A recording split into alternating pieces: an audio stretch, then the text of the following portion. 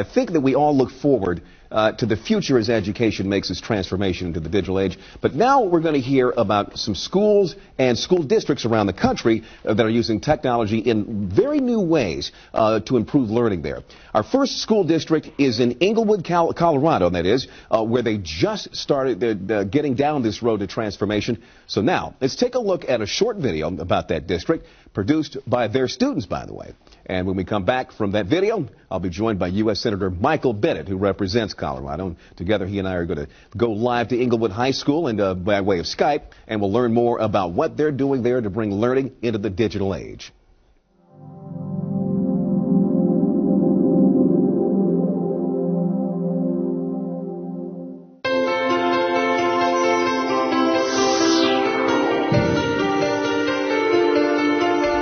Englewood is a small, diverse urban district with about 3,000 students. We offer all students a wide range of services, from breakfast in the classrooms for elementary students to free athletics for secondary students. We have one of the best marching band programs in the state of Colorado and a journalism program that has been nationally recognized. We offer a rich range of programming, from International Baccalaureate Primary Years program, Avid College preparatory programs in our middle school and high school, and alternative learning programs for non-traditional students. Many of our students take advantage of concurrent enrollment with post-secondary institutions, and in everything we do, every day, our mantra is a relentless focus on learning. We have adopted a common instructional model based on research. Through the adoption of a common instructional model and clear expectations, Englewood has witnessed some of the highest growth in the Denver metro area. A strong thread to our instructional model is the thoughtful integration of digital technologies, from interactive whiteboards, student-use computers in both fixed and mobile labs, assistive technology for those who need them, digital interventions, online curriculums in traditional classroom settings, to distance learning opportunities.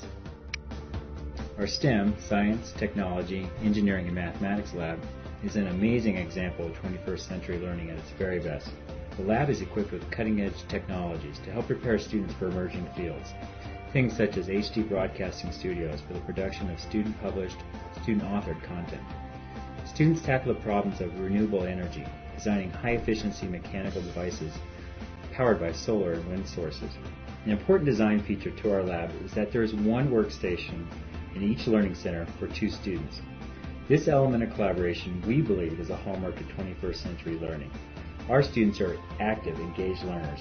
They access digital learning resources as needed, just in time, and immediately apply those learnings to complete their projects. Not only are the students at Englewood STEM Lab using 21st century digital tools, but learning with 21st century pedagogies.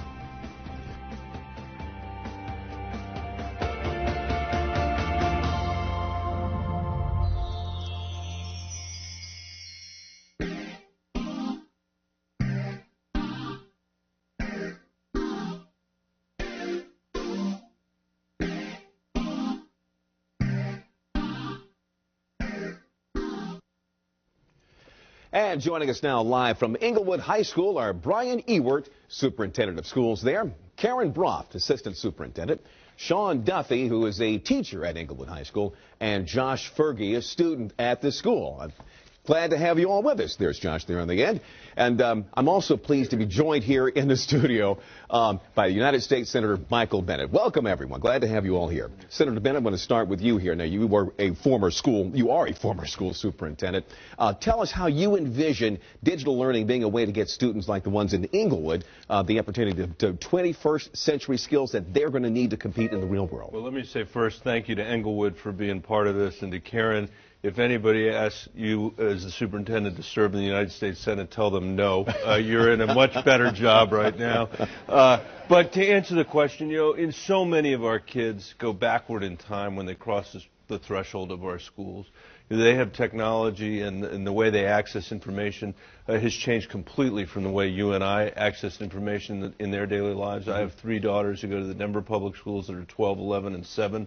And they need the same kind of access when they're in schools, and I think we're going to hear from Englewood about some of the success they've had. Yeah. Well, but let's get right to that. Now, using technology is a new initiative for Englewood. And so to a degree, it's sort of a turnaround story, but it's a turnaround story that's really in Chapter 1. You're just getting this thing started. Superintendent Ewert, now you are the one with ultimate responsibility to prepare your students for the 21st century. What led you to go down this particular road to work on improved learning by infusing more technology into the school district? That's a good question. The first thing I think that we had was a community conversation over the last 18 months with regards to what are the 21st century skills that we want kids to have, what do we want them to know and be able to do. And so that conversation started at the board level, the community town hall meetings, etc. So with that then we moved on with, so to implement those kinds of skills, what is that going to look like in our schools? And really, it's less about technology for me. It's more about the skills that we want kids to have. And it just so happens that the technology that we have available today in our schools facilitate those sort of skills with our kids. So a community conversation, and then making that vision come alive. I'd like to ask Assistant Superintendent Broffett about the instructional model. How is it different than what you've been using previously, and tell us more about the digital resources that underlie it. Well, I think instructional models are not new to education. I think traditionally they were driven by curriculum programs or teacher preferences. And what we've tried to accomplish with the Englewood 21st Century Teaching and Learning Cycle model is really thoughtfully integrating the best of research to tell us about what we need to do to make sure that we're ensuring that students have an opportunity to move from high support from a teacher to the ability to do something independently. And throughout that, we infuse digital technologies as a tool. We really don't look to use technology as for technology's sake alone. It should always be a tool that's getting us deeper, helping kids to develop deeper understandings through hands-on experiences. When I think about the things that we've done just in the last 18 months, one-to-one netbooks for students to have that at their fingertips at every moment, the use of interactive whiteboards so that students can collaborate around a topic and have conversations using technology, the ability to really develop deeper levels of thinking, critical thinking, and the ability to analyze and use information. And that's really where technology helps us out. And I would say that if we think about, I know it was mentioned earlier in the program, that how much the world is changing. I think I recently read in the book Future Learners that really in the next 100 years we're going to see about the equivalent of 1,000 years of change.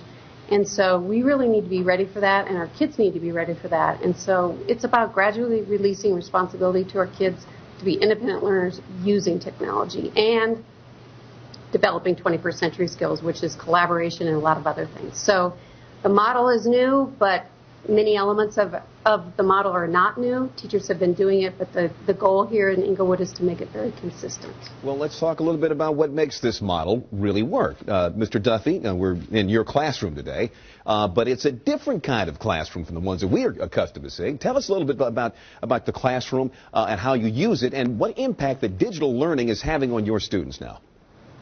Well, thanks. Yeah, it is a pretty different classroom, as you can see. I mean, we've got students in here working today. It's a technology lab with a lot of different products that students can use, software. We've got mechanics and structures, digital design software like Adobe Creative Suite on all the computers. They have access to alternative and renewable energy kits, so they can actually build the kind of projects that are happening in the real world, but kind of on a smaller scale. And so, yeah, it's self-directed learning. The students have the opportunity to set their own objectives and kind of come up with their own projects and design things for real-world situations to solve problems. And so the impact that it's had is really that it just gives students the opportunity to use the real-world tools that they'll have to be, integrated with technology in every facet of their learning, through research, through presentation, and through the actual design of each project. And I've seen in my experience in just the one semester and a little bit more that we've had in the lab, students are taking charge of their own learning. They're engaged, they're excited. We're putting tools in their hands that they want to use and that they want to learn how to use. And so I think it really has made a difference in terms of the kind of learning that they do. And I think it's mostly because they realize that it matters. I mean, this is the kind of stuff that they're going to need to move to the next step beyond high school. Mm-hmm. Senator Bennett, would you like to ask the next question? If I could, Leon, I'm very interested to see what a student thinks about this change in focus in digital learning. Josh, what impact have you felt as a result of having more technology in school, and are you learning in a different way? And it strikes me just standing here that just a few years ago we wouldn't have even been able to have this conversation. That's right. It's amazing how quickly you start to take these kinds of things for granted. So, Josh, I'll turn it over to you. Thank you. By the way, do they always make you wear a necktie at school? Every day. I think that it really allows us to do as students, what we want to do. We get to explore what we want to explore and figure out what we want to do in the real world. Like, all the stuff that we do in this class, I think, transitions into the real world very well. It's a lot like a woodshop class or something like that, because you really get to explore and do what you want to do and figure out like what it is you want to figure out. And it's very directed. I get to do a lot of the planning and research for all that sort of stuff. And it's just a lot of fun to be able to use all this new technology to learn. Well, Josh, I want to keep the spotlight on you for a quick second because it just occurred to me. I wonder, do you have friends that go to other high schools? And I wonder if you guys compare what happens in your classrooms and if any of them are jealous of what you've got going on or what? Oh, definitely. I get to show my friends, like, hey, look what I'm doing. Look what we got going on at our school. And a lot of the schools around here don't have that sort of stuff. So it's really awesome to be like, yeah, I learned all that stuff, or to be able to get an internship or a job with that sort of thing because you have that experience from the classroom. Has it changed what you think you want to do when you grow up? What kind of career field you want to get into? Oh, definitely. It's really showed me a path I can take to get where I want to go, and to know what it takes to research and learn all that sort of stuff for the new jobs. And see, that's what it's all about, Senator. Tell us, Senator, where do you see digital learning fitting into the big picture nationally? I think, look, digital learning is fitting into a huge picture for our entire economy, and it needs to be part of our education system as well. And if our kids don't have access to it, they're going to fall behind. They're not going to be able to make the contribution we know they can make. And it can help teachers teach more effectively. It also can make, as we heard earlier, the lessons that our students are learning much more relevant to the real world. You know, we're just coming out of a terrible recession. The unemployment rate for people with a college degree was only 4.5%. We need to make sure a lot more of our citizens are getting the benefit of a college degree after high school, and part of what this does is make high school years more compelling and more interesting to our kids. And that, of course, is what it's all about. That is what it's all about. All right. I want to thank all the folks who joined us from Colorado. Thank you, everybody there at Englewood. And Senator, thank you as well. Glad to have you and appreciate the insights.